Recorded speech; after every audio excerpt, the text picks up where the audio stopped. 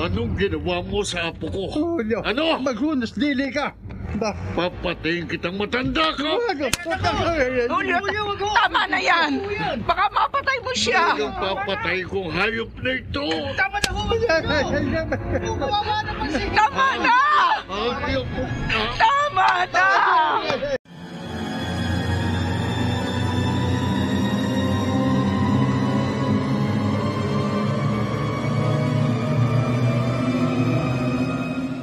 Anong gagawin natin ngayon, Julio?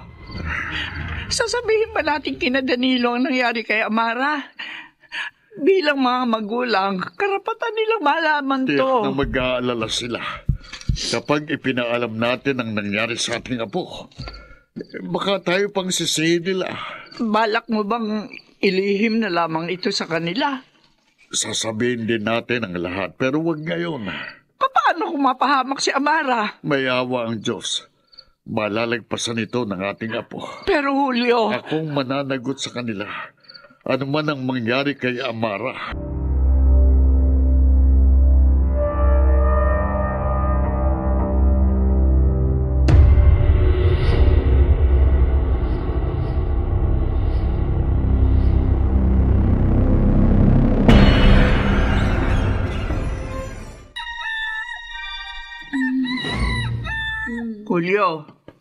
Julio, si Amara nagkakamalay na. Ha?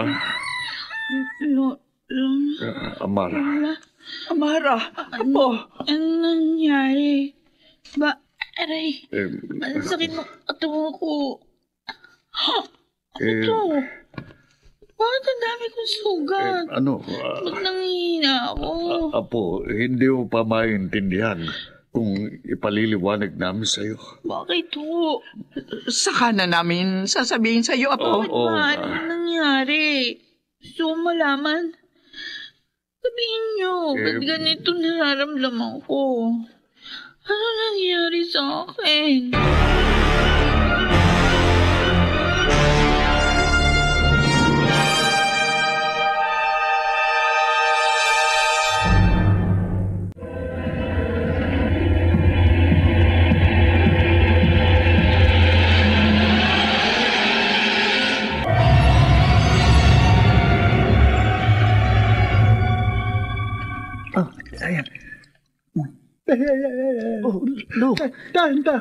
Dahan na po.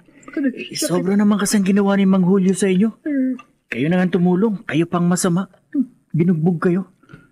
Paano na lang kung hindi siya naawat ng mga tao doon? Baka napatay ka niya. Kung naroon lang ako, hindi ako papayag na gawin niya ito sa inyo. Lalabanan ko siya. No. Kung sakali man na naroon ka, pipigilan kita ron eh. Oh. Hindi ako papayag na manakit ka ng tao. Pero, Lolo... Hindi natin masisisi si Julio.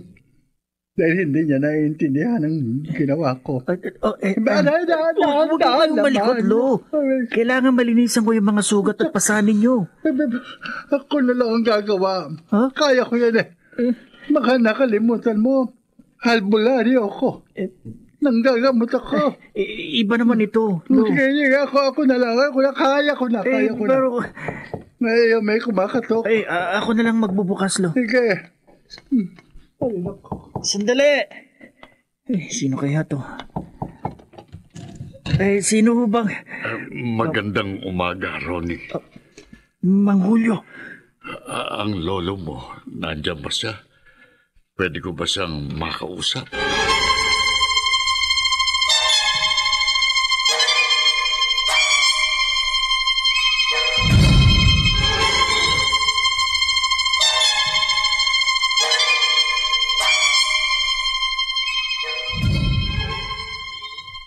Inuulit ko, umihingi ako ng paumanhin. Sobra akong nahihiya sa nagawa ko. Kalimutan na natin yun. Nangyayari na, Julio. Wala na tayong magagawa. Hindi ko alam kung paano ko makakabawi sa kasalanan ko sa iyo.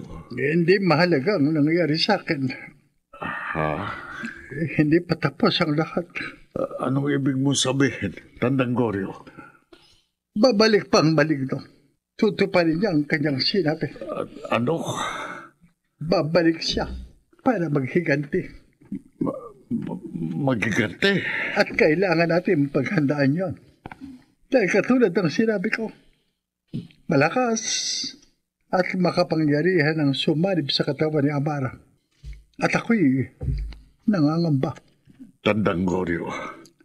na sa muli naming paghaharap, tuluyan na siyang magtagumpay at makuha ang apo mo. Tandang Goryo?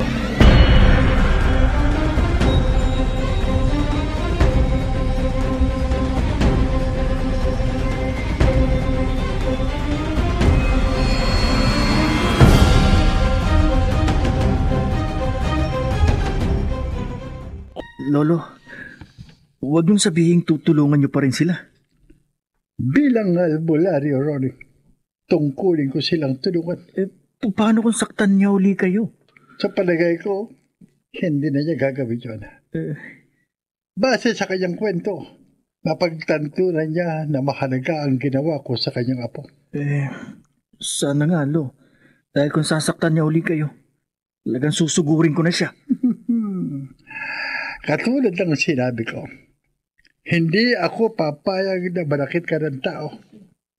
Kaya ano man ang mangyayari sa akin, wala kang gagawing anuman na, lalo na ang paghihiganti.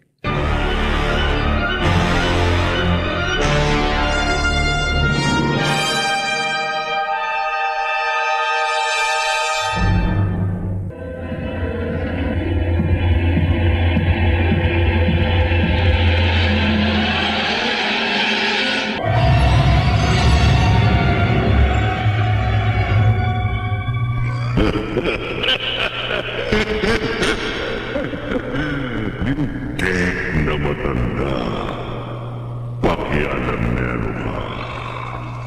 Makikita mo, babalikan kita. Sinisiguro ko, tatapusin ko ang buhay mo.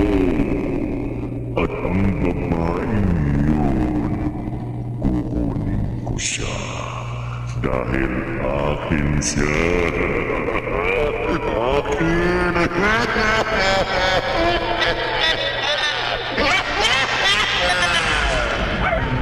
Kukunin kita, babae.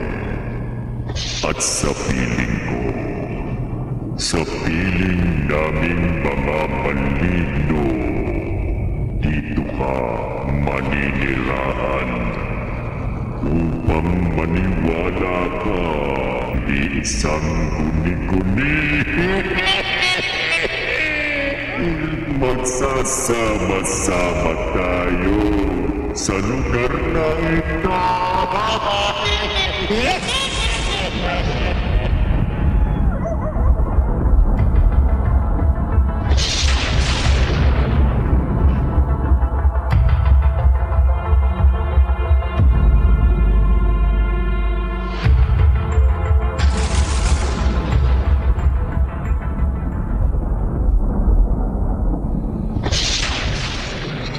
Lakas naman ng kulog at kidlat.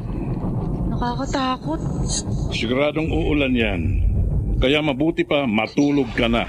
Di pa ho ako inaantok eh. Kahit na. Hindi ka dapat nagpupuyat. Makakasama sa kalusugan mo yan. Bakit kayo madalas gabing-gabi na matulog? Tapos, ang aga nyo pang gumising. Matanda na ako, Redelin. Saka ganun talaga kapag nagkakaedad na. Maraming pagbabago. Ganun ba yun? Oo. Kaya huwag mo na akong gayahin. Matulog ka na at gumising ng maaga. Magluto ka ng masarap na almusal para ganado akong magtrabaho sa bukid bukas.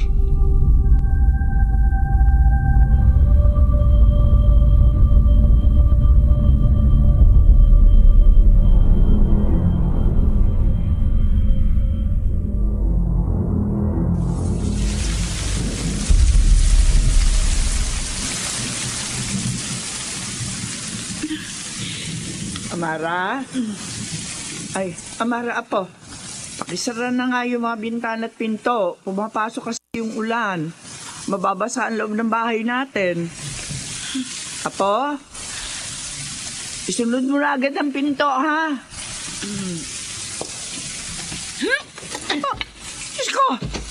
Amara!